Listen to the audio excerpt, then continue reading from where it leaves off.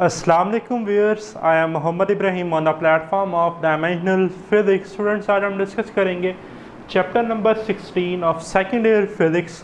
Topic है जी power in AC circuits.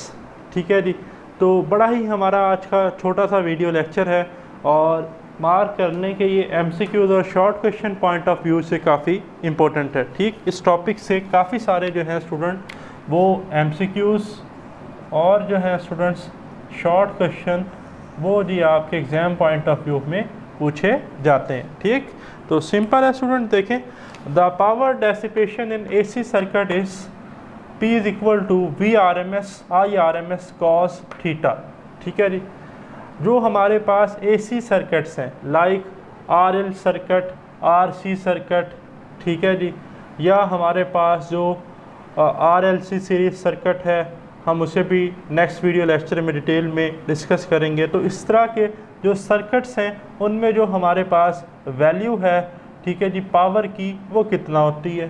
ठीक, तो सबसे पहले तो ये मार्क कर लें, पेपर में एमसीक्यूज़ आता है कि ये जो कॉस थीटा है इसे हम कहते हैं power factor.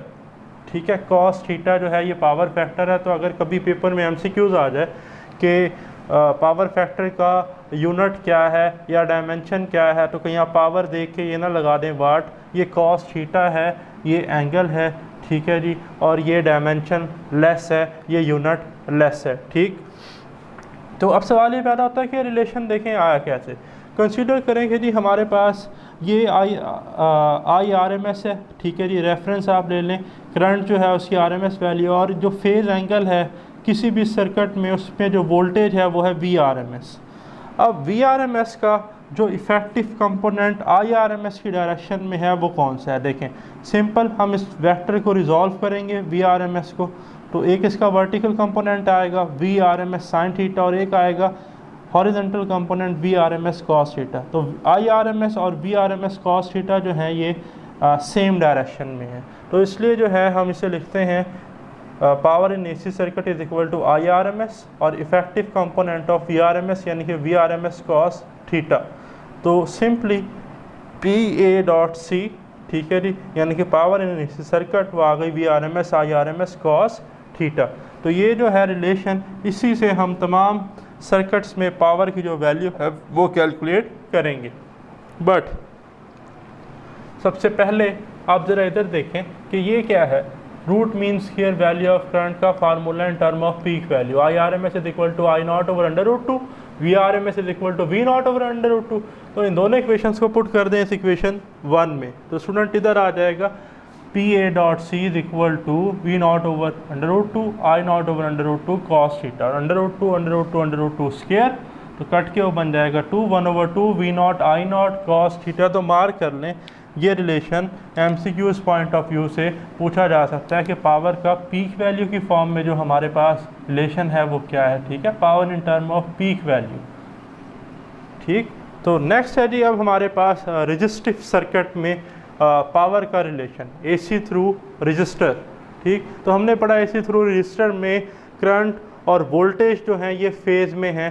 Previous video lecture में इन तमाम टॉपिक्स का लिंक जो है वो आपको डिस्क्रिप्शन में मिल जाएगा। ठीक, तो देखें बाय यूजिंग इक्वेशन 1, अब ये तो फेज़ में है, फेज़ में है तो थीटा कितना है 0, और कॉस 0 पे क्या होता है, कॉस 0 पे तो होता है 1।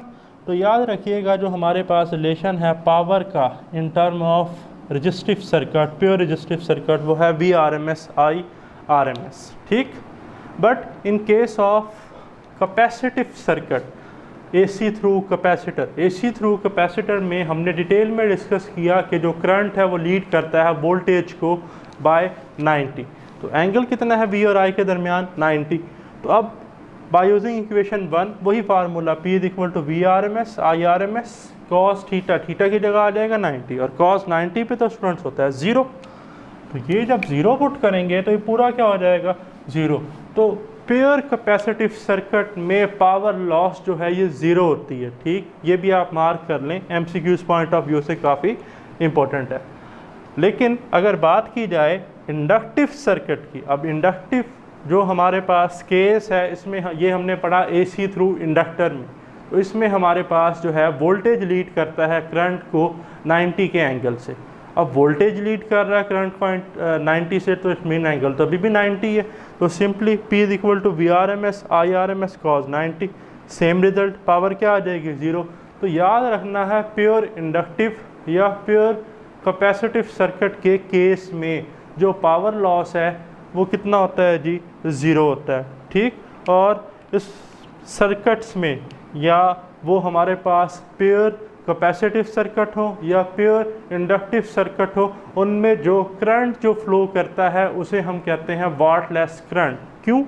क्योंकि पावर जो है वो तो 0 है, पावर कितना है 0 वाट, तो इसलिए हम उस करंट का नाम रखते हैं wattless current. In pure inductive and capacitive circuit we have wattless current because कि पावर ही क्या है दोनों में 0 है।